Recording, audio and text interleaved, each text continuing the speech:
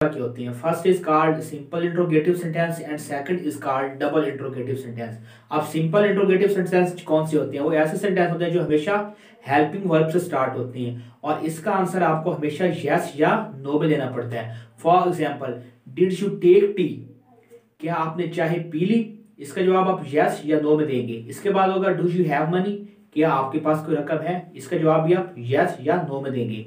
अब double interrogative sentence कौन से होते हैं? ऐसे सेंटेंस होते हैं जिनका जवाब आपको डिटेल में देना पड़े और जो स्टार्ट किसी होती है डब्ल्यू एच फैमिली वाले वर्ड से स्टार्ट होती है। For example, where do you live? आप कहाँ रहते हैं? I live in Multan, I live in Karachi. इसका जवाब आपको डिटेल में देना पड़ता है। इसके अलावा हाउ आर यू? आप कैसे हैं? I am fine, I am not good. आपको इसका जवाब डिटेल में देना पड़ेगा। तो ऐसे सेंटेंस को क्या कहते हैं?